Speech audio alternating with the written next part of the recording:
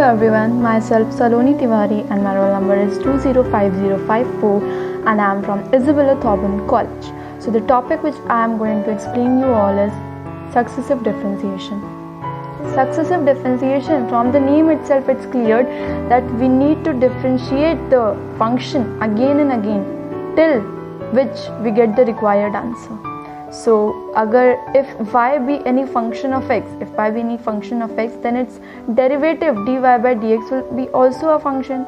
अगर y एक x का फंक्शन है, अगर हम y को x के फंक्शन में ले रहे हैं तो उसका जो डेरिवेटिव होगा वो भी x का ही एक फंक्शन होगा जिसका डिफरेंशिएशन किया जा सकता है. तो derivative of dy by d x, that is यहाँ पे derivative of dy by d x को d by d x of dy by d x लिया हुआ है. एंड इस पूरे टर्म को हम क्या बोलते हैं, this is called second order derivative. And this all these things, the successive derivative of y, this y with respect to x and it's donated by dy by dx, d square y by d2y by dx square, d3y by dx cube, and so on and up to till which we want the answer. So now we'll see notations. There are some notations which we need to remember while doing the questions, while solving the questions. We need to remember this, that dy by dx can be written into different forms. This one thing can be written into all these forms. So dy by dx is y dash, इसको y dash भी लिख सकते हैं, इसको y1 भी लिख सकते हैं, इसको f dash x भी लिख सकते हैं, इसको d of fx जो है उसको भी लिख सकते हैं, इसको d of y भी लिख सकते हैं. ऐसे ही यहाँ पे हमने dy by dx का निकाला है, ऐसे ही सेम कंडीशन में हम d square y by dx square का निकालेंगे, ऐसे ही हम nth टर्म तक निकाल लेंगे. So here we are having one question. Question says that y equals to sin m sin inverse x. Then we need to prove 1 minus x square d square y upon dx square minus x dy by dx plus m square y equals to 0. So इसको करने के लिए हम पहले क्या करेंगे, हमने पहले तो सबसे पहले इस क्वेश्चन को एज इट इज़ नोट कर लिया. फिर हम देख सकते हैं कि अब हम इसका पहला डिफ्रेंशिएशन करेंगे. तो y का dy by dx हो गया. साइन का डिफ्रेंशिएशन क्या होता है, cos होता है, और यहाँ पे ये पूरा एंगल में लिख लेंगे हम. उसके बाद अब अंदर वाले टर्म का जब हम डिफ्रेंशिएशन करेंगे इस टर्म का, तो since m is a constant तो m को हमने एज इट इज लिख दिया. उसके बाद हमने साइन इनवर्स x का किया. साइन इनवर्स x का डिफ्रेंशिएशन क्या होता है, 1 upon under root 1 minus x square. ठीक है, अब इसको हम इस under root 1 minus x square को हम इधर ले आएंगे. तो हम ये इसको इधर ले आए, तो ये हमारा पूरा टर्म आ गया, इधर आ गया m cos m sin inverse x. Fine.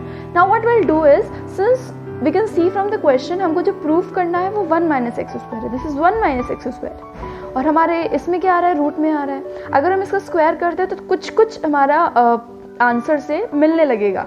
तो हमने क्या किया, हमने स्क्वायरिंग बोथ साइड कर दिया. स्क्वायरिंग बोथ साइड करने के बाद हमने इसको स्क्वायर किया, तो इसको d y by d x का स्क्वायर हो गया, ये इसका स्क्वायर करेंगे तो रूट हट जाएगा, ये m का m स्क्वायर हो गया, और ये cos square m sine inverse x हो गया. सो अब हम इसको आगे कैसे प्रोसीड करेंगे, अब हमें इसमें u इंटू वी का फॉर्मूला लगाना पड़ेगा. तो ये हमारा हो जाएगा फर्स्ट फंक्शन, ये हो जाएगा हमारा second function. D y by d x का डिफ्रेंशिएशन क्या हो जाएगा, 2 d y by d x. Fine. और इसका फिर से डिफ्रेंशिएशन करेंगे d square y upon d x square. ठीक है, अब हम इस फंक्शन को एज इट इज़ लिखेंगे. अब दूसरे वाले टर्म का करेंगे, तो ये हो गया d y by d x का स्क्वायर. अब जब हम इस वाले फंक्शन का हमने किया तो ये आ गया माइनस का 2x. फाइन. ये कांस्टेंट है, ये एज इट इज़ लिखा रहेगा. अब हम इस कॉस स्क्वायर थीटा को इसको हम या तो इस स्टेप में भी कर सकते हैं कि हम m स्क्वायर और इसको 1 minus sine square m sine inverse x लिख दें, d y by d x का square 1 minus x square. Previous step में हम इसको कॉस को उसमें तोड़ दें. ठीक है, तो अब ये क्या हो गया, 1 माइनस इतना हो गया. जब हम इसको देखते हैं तो हमें ये लग रहा है कि ये जो है ये y के बराबर है, y जो हमें क्वेश्चन में दिया हुआ है. सो हम इसको यहाँ पे 1 माइनस इसको यहाँ पे m स्क्वायर 1 माइनस y लिख सकते हैं. ठीक है, अब m स्क्वायर का तो वही रहेगा, 1 का डिफ्रेंशिएशन 0 हो गया, और ये क्या हो गया, माइनस का 2y dy बाई dx हो गया. फाइन। अब हम अगले स्टेप में आते हैं। अगले स्टेप में हमको क्या करना है, अगले स्टेप में हम ये करेंगे कि यहाँ पे मैंने वो छूट गया मेरा, यहाँ पे ब्रैकेट में होगा 1 माइनस एक्स स्क्वायर। फाइन, अब हम इसको थोड़ा सा रिजॉल्व कर लेंगे। हमारा क्वेश्चन हो गया था, ठीक है। अब हम अगले स्टेप में क्या करेंगे, हम ये जो इधर वाला टर्म है इसको हम इस तरफ ले आएंगे और उधर हम ज़ीरो कर लेंगे, RHS में हम पूरा ज़ीरो कर लेंगे। अब हमको यहाँ पे क्या दिख रहा है कि 2 और dy बाई डी एक्स पूरे में कॉमन है, 2 और dy बाई डी एक्स पूरे में कॉमन है, इस वजह से हम 2 और dy बाई डी एक्स को हमने आगे निकाल लिया। अंदर क्या बचा, 1 minus x square t square y upon d x square. यहाँ क्या बचा, x dy by d x, क्योंकि 2 थे ना, 2 एक निकल गया, एक बचा अभी भी, और अंदर यहाँ पे क्या बचा m स्क्वायर वाई, और ये पूरा 0 के बराबर हो गया। ये वाला टर्म बाहर है, पूरा कॉमन में है, तो ये जो है इधर 0 बन गया। तो हमारे पास ओवरऑल क्या बचा, 1 minus x square d square y upon d x square minus x d y by d x plus m square y. ये हमारा रिक्वायर्ड आंसर आ गया, और यही हमको चाहिए था, यहाँ से हमको यहाँ से ये चाहिए था, तो हेंस ये प्रूव हो गया। So now we come to the next question here. The next question says that y equals to a e की power minus kt cos pt plus. So in this question what we need to do, that we need to prove d square y upon dx square plus 2k dy by dx plus x square y equals to 0. And there is one condition given in the question, and the condition says n square equals to p square plus k square. So by using this condition we need to prove this from this. सो हमने इसका first derivative कर लिया। First derivative करने पे ये देखो 2 function है, एक ई वाला फंक्शन है, एक कॉस वाला फंक्शन है। जब हमने ई वाले फंक्शन को किया, कॉस वाले को कांस्टेंट रखा, तो कॉस वाले को कांस्टेंट रखा, ई वाले फंक्शन को किया, माइनस का के बाहर आ गया। अब यहाँ पे हमने ई वाले फंक्शन को कांस्टेंट रखा, कॉस वाले फंक्शन को किया, तो कॉस का साइन हो गया, और ये पी जो था यहाँ पे, ये जो पी था, ये जो है ये इधर आ गया, ठीक है। अब क्या किया हमने अगले स्टेप में, हमने अगले स्टेप में ये वाला जो टर्म बन रहा था हमारा, अभी जो हमने निकाला, ये पूरा y के बराबर है, ठीक है। तो इसकी जगह पे हमने y रख लिया, और इधर कुछ चेंज नहीं है, तो इसको जैसे है वैसे ही रखा। अब हमने ये k माइनस का के वाई है, तो हमने इसको पॉजिटिव करने के लिए हम इधर लिया है, तो ये प्लस का के वाई हो गया।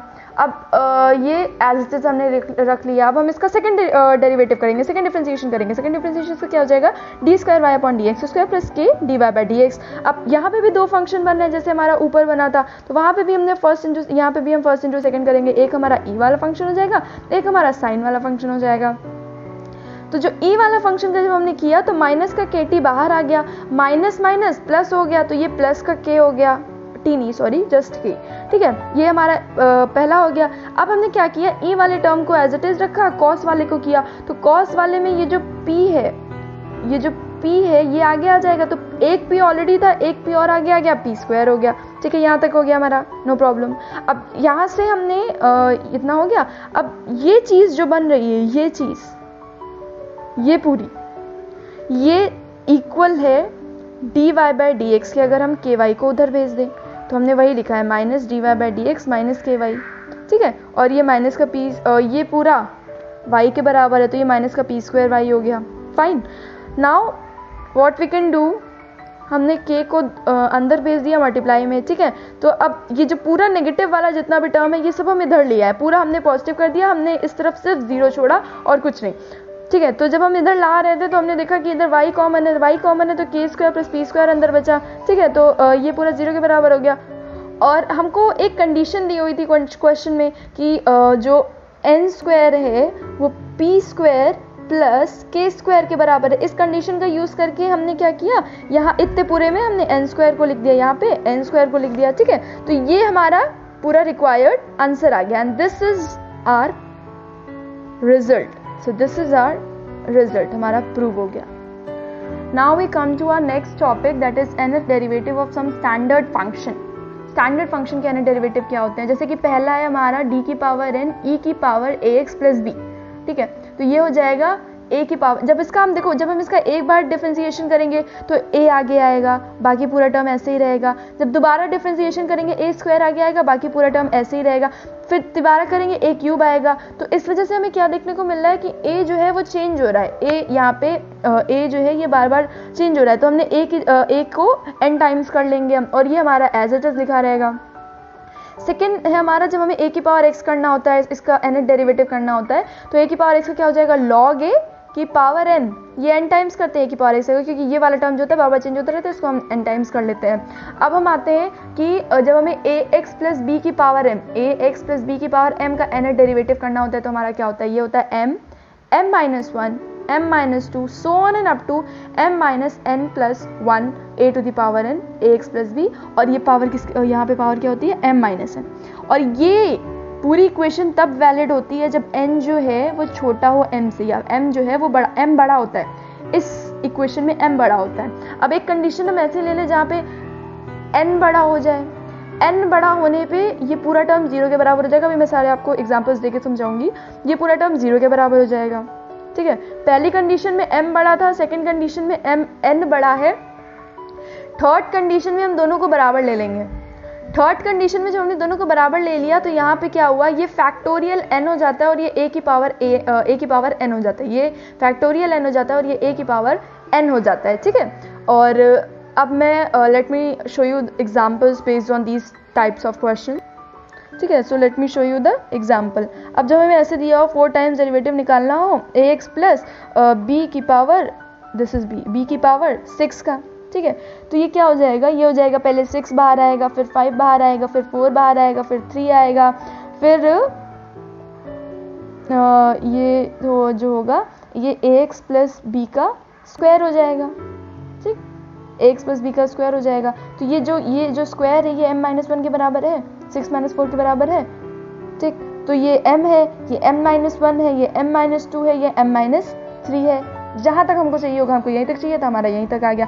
अब यहाँ पे कंडीशन थी कि जब 6 बड़ा हो 4 से या m बड़ा हो n से। अब हम सेकंड कंडीशन ले रहे हैं जब n बड़ा हो m से, तो अब इस कंडीशन में क्या हो जाएगा, जैसे कि हमको ये 6 टाइम कर लो और ये ax प्लस b को ये 4 टाइम कर लो, ठीक है। तो ये हो जाएगा 4, फिर 3, फिर 2, फिर 1, फिर एक 0 आ जाएगा, उस वजह से ये पूरा टर्म 0 हो जाता है।